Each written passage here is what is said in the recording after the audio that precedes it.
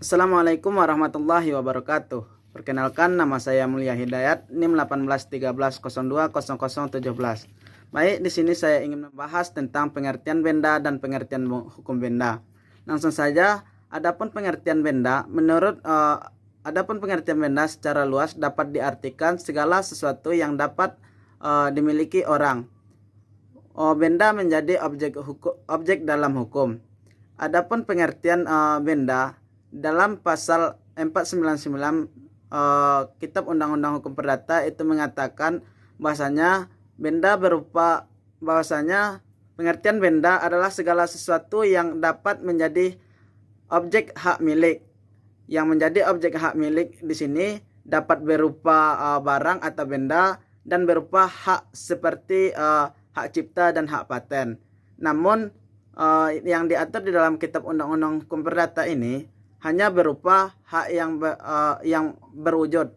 Seperti halnya yang diatur itu adalah kendaraan bermotor, rumah, tanah, dan lain-lain. Namun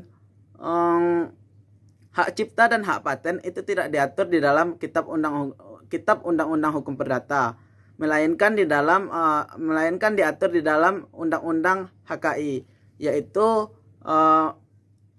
hak atas kekayaan intelektual. Adapun pengertian benda menurut para ahli, yaitu Profesor Subekti mengatakan bahwasanya perkataan benda dalam artian luas segala sesuatu yang dapat dimiliki orang. Inilah pengertian menurut Profesor Subekti. Selanjutnya saya ingin membahas tentang pengertian hukum benda. Adapun pengertian hukum benda menurut Profesor L.J. Apeldoorn mengatakan bahwasanya hukum benda merupakan peraturan-peraturan mengenai hak-hak kebendaan. Inilah pengertian hukum kebendaan menurut Profesor L.J. Apeldoorn. Jadi dapat kita artikan bahwasanya hukum benda adalah peraturan-peraturan hukum yang mengatur mengenai hak-hak kebendaan yang bersifat mutlak. Baiklah, saya Ahmad Fauzi, NIM 1813020011 yang ingin melanjutkan pembahasan tentang materi yang C, yaitu sistem hukum benda. Sistem pengaturan hukum benda adalah sistem tertutup. Artinya, orang tidak dapat mengadakan hak-hak kebendaan baru selain yang sudah ditetapkan dalam undang-undang. Jadi, hanya dapat mengadakan hak kebendaan terbatas pada yang sudah ditetapkan dalam undang-undang saja. Hal ini berlawanan dengan sistem hukum perikatan, di mana hukum perikatan mengenai sistem hukum terbuka. Artinya, orang dapat mengadakan perikatan ataupun perjanjian mengenai apapun juga, baik yang sudah ada aturannya dalam undang-undang maupun yang belum ada peraturannya sama sekali. Jadi, siapapun boleh mengadakan suatu perikatan atau perjanjian mengenai apapun juga. Dengan demikian, hukum perikatan mengenai asas kebebasan berkontrak, namun demikian berlakunya asas kebebasan berkontrak dibatasi oleh undang-undang kesusilaan dan ketertiban umum. Kemudian pembahasan tentang materi yang D, yaitu tentang macam-macam benda. Nah, di dalam macam-macam benda ini, undang-undang membagi benda dalam beberapa macam, yaitu yang pertama, benda yang dapat diganti, contohnya uang, dan yang tidak dapat diganti, contohnya seekor kuda. Dan yang kedua, benda yang dapat diperdagangkan, praktis tiap barang dapat diperdagangkan, dan yang tidak dapat diperdagangkan atau di luar perdagangan, contoh jalan-jalan dan lapangan umum. Dan yang ketiga, benda yang dapat dibagi, contohnya beras, dan yang tidak dapat dibagi, contoh seekor kuda. Kemudian yang keempat, benda yang bergerak, contohnya perabot rumah, dan yang tak bergerak, contohnya tanah. Jadi mungkin itulah yang dapat saya jelaskan. Materi selanjutnya saya serahkan kepada materi berikutnya. Oke, bismillahirrahmanirrahim. Assalamualaikum warahmatullahi wabarakatuh. Perkenalkan, nama saya Khairul Hamdi, NIM 18130012. Di sini saya ingin menjelaskan atau memaparkan mengenai tentang asas umum dari hukum kebendaan. Nah, pertama saya juga izin kepada kawan saya ataupun terima kasih kepada kawan saya yang terlebih dahulu menjelaskan atau memaparkan materi sebelum saya. Oke. Asas umum dari hukum kebendaan. Jadi sebelum kita masuk ke materi atau pembahasannya, alangkah baiknya kita harus memahami dulu pengertian mengenai tentang asas hukum benda. Oke. Asas hukum benda itu berasal dari dua kata. Asas dan hukum benda. Asas berarti pokok atau dasar, prinsip. Sedangkan hukum benda hubungan hukum antara subjek hukum dengan objek hukum. Nah, jadi yang dimaksud dari asas hukum benda yaitu dasar-dasar atau pokok-pokok hubungan antara subjek hukum dengan objek hukum benda. Oke, itu. Asas umum, jadi kita masuk kepada asas umum dari hukum kebendaan. Sebelum kita mulai membicara hak kebendaan itu satu persatu lebih mendalam, lebih dahulu asas umum dari hukum benda. Jadi gini, dalam hukum benda atau buku kedua KUHP diatur mengenai beberapa asas yang berlaku bagi hak-hak kebendaan. Hak-hak kebendaan itu atas asas tersebut ada 10. Yang pertama adalah asas hukum pemaksa. Hukum pemaksa artinya berlaku aturan-aturan itu tidak dapat disimpangi oleh para pihak. Hak-hak kebendaan tersebut tidak akan memberi wewenang yang lain daripada apa yang sudah ditentukan oleh undang-undang. Dengan kata lain, bahwa kehendak para pihak itu tidak dapat mempengaruhi isi hak kebendaan. Hukum benda adalah merupakan hukum memaksa. Artinya bahwa berlakunya aturan-aturan itu tidak dapat disimpangi oleh para pihak. Akan tetapi terdapat asas tersebut dapat mengecualikan antara lain pada pasal 674 KUHP atau BW mengenai pengabdian perkara, ataupun masuk kepada pasal 1165 KUHP atau BW berkaitan dengan hipotek khusus mengenai lingkup luas hipotek. Nah, mungkin itu secara luas. Oke, masuk kepada kedua. Asas dapat dipindah tangan. Maksudnya, jadi menurut Perdata. Nah, jadi kalau menurut Perdata Barat tidak sesuai hak kebendaan dapat dipindah kecuali hak pakai dan hak mendiami. Tetapi setelah berlakunya UU HT, semua benda dapat dipindah tangan berlainan dengan para tagihan. Di sini para pihak dapat menentukan bahwa tidak dapat dipindah tangan namun berhak juga menyangkupi akan tidak memperlainkan barangnya. Tetapi berlaku dibatas oleh pasal 1337 KUHP tidak berlaku jika tujuan bertentangan dengan kesusilaan. Jadi hak milik berbeda dengan dialih dari pemikiran semua kepada pihak lain dengan segala akibat hukumnya. Masuk yang ketiga. Yang ketiga itu adalah asas individualis.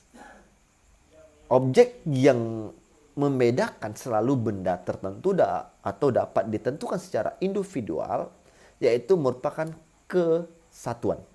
Artinya orang yang dapat sebagai pemilik dari barang yang berwujud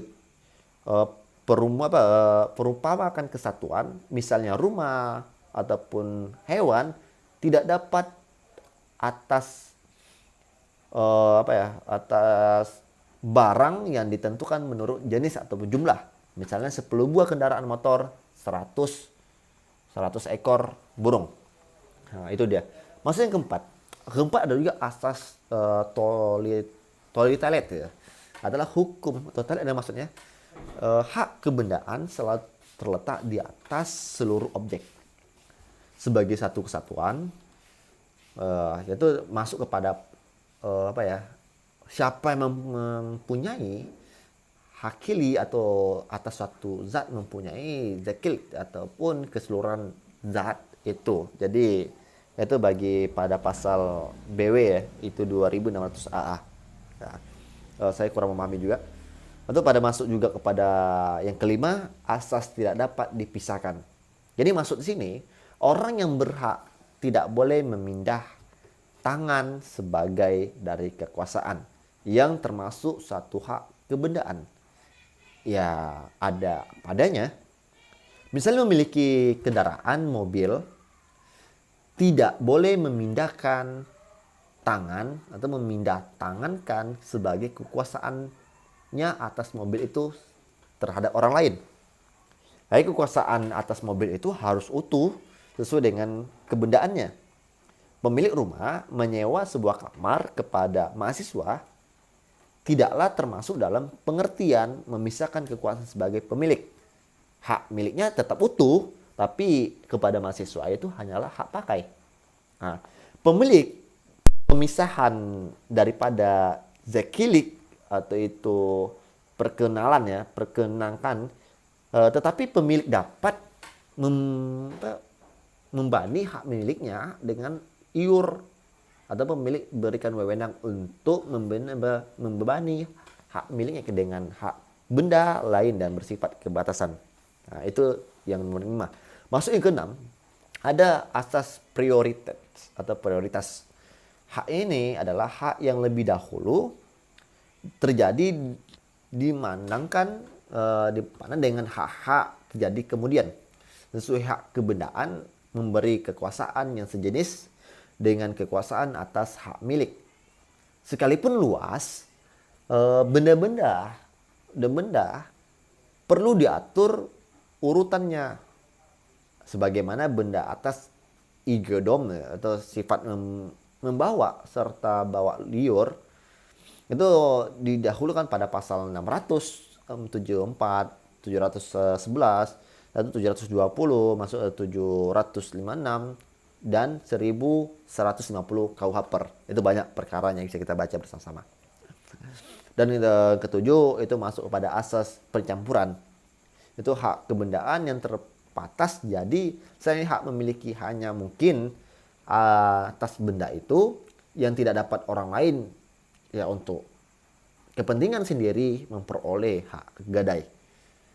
Jadi apabila hak yang membebani dan dibebani itu terkumpul dalam satu tangan, maka hak membebani itu lenyap sesuai dengan pasal 706, 718, 724 ataupun 736 dalam KUH Per. Jadi orang yang mempunyai hak memungut hasil atas tanah kemudian membeli tanah itu, maka hak memungut hasil itu lenyap. Nah, itu udah masuk dengan pasal tadi. Dan ke-8 itu asas berlaku yang berlainan terhadap benda bergerak dan tidak bergerak. Terhadap benda bergerak, tak bergerak dapat pembedaan peraturan dalam terjadinya peristiwa hukum penyerahan. Pembedaan bezis atau kedarosaan ya. Sebagai benda-benda ya berlainan, demikian mengenai luar realina dan yang dapat diadakan misalnya untuk benda bergerak, maka hak kebendaan yang dapat diadakan ya gadai, hak memungut hasil, sedangkan untuk benda tetap ya pengabdian, perkarangan ataupun portal dan hak pakai dan mendiami. Nah, dan masuk lagi ke 9 itu asas publik. Jadi publik tain itu bahasanya, maaf. Hak kebendaan dan benda tidak bergerak diumumkan dan didaftarkan dalam register gitu. Umum misalnya hak milik, hak guna, hak usaha. Sedangkan mengenai benda-benda yang bergerak cukup dengan penyerahan nyata tanda pendaftaran dalam register umum. Misalnya hak milik atas pakaian sehari-hari, hak gadai kecuali hak sehari-hari, hak gadai kecuali apabila ditentukan lain undang-undang bahwa hak kebendaan itu harus terdaftar. Misalnya hak milik atas kendaraan bermotor. Dan masuk lagi ke 10, asas mengenai sifat perjanjian. Oke, ini yang terpenting. Jadi asas bahwa hak kebendaan mempunyai sifat zekalik overcomes atau hak melakukan, hak yang melekat atas benda itu berpindah. Apabila benda itu terserah kepada yang memperoleh, hak kebendaan itu untuk memperoleh hak kebendaan perlu dilakukan dengan perjanjian, yaitu perjanjian memindah hak kebendaan. Setelah perjanjian zekelik ya selesai, dia dilakukan tujuan pokok tercapai yaitu adanya hak kebendaan. Nah, tegasnya hak melekat atas benda itu ya berpisah apabila benda itu diserahkan kepada orang yang peroleh hak kebendaan itu, ya misalnya hak sewa rumah, hak mendiami rumah hanya akan diperbolehkan apabila rumah diserahkan kepada penyewa. Diserahkan kepada pendiamnya, sifat perjanjian ini menjadi makin penting adanya dalam pemberian hak kebendaan, keterbatasan luar, dan bagaimana kemungkinan dalam undang-undang. Mungkin itu yang bisa saya sampaikan. Mohon maaf atas kekurangan. Assalamualaikum warahmatullahi wabarakatuh.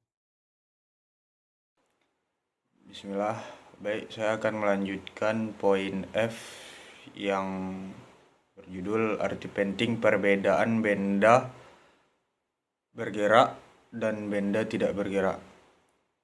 Masuk pada asas pertama yaitu penguasaan, di mana terhadap benda bergerak, maka orang yang menguasai benda bisa disebut sebagai pemiliknya. Dan untuk benda tidak bergerak, asas ini tidak berlaku. Dan pada asas kedua yaitu penyerahannya, bisa disebut dengan levering, yaitu terhadap benda bergerak harus dilakukan secara nyata, sedangkan pada benda tidak bergerak dilakukan dengan balik nama.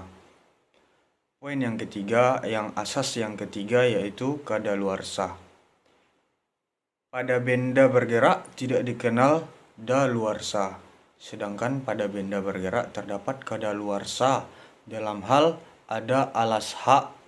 Daluarsanya bisa jadi 20 tahun, dalam hal tidak ada alas hak, daluarsanya 30 tahun. Masuk yang poin keempat yaitu pembebanannya, di mana untuk benda bergerak bisa disebut dengan gadai, sedangkan untuk benda tidak bergerak bisa disebut dengan hipotik. Masuk yang kelima, dalam hal asas pensitaan, di mana penyitaan untuk menuntut kembali barangnya hanya dapat dilakukan asas ini hanya dapat dilakukan terhadap barang-barang yang bergerak. Penyitaan untuk melaksanakan putusan pengadilan harus dilakukan terlebih dahulu terhadap barang bergerak, dan apabila masih belum mencukupi untuk pelunasan hutang tergugat, baru dilakukan eksekutoir terhadap barang tidak bergerak. Asas yang keenam yaitu benda dipakai habis dan benda tidak dipakai habis. Benda dipakai habis dan benda tidak dipakai habis ini yaitu pembedaan ini penting Pembedaan ini penting artinya dalam hal pembatalan perjanjian. Pada perjanjian yang objeknya adalah benda yang dipakai habis, pembatalannya sulit untuk mengembalikan seperti keadaan benda itu seperti semula. Oleh karena itu, harus diganti dengan benda lain yang sama atau sejenis dan senilai pada perjanjian yang objeknya adalah benda yang tidak dipakai habis. Hal ini tidaklah terlalu sulit bila perjanjian dibatalkan, karena bendanya masih tetap ada dan dapat diserahkan kembali. Mungkin cukup sekian dari kelompok kami. Sekian. Assalamualaikum warahmatullahi wabarakatuh.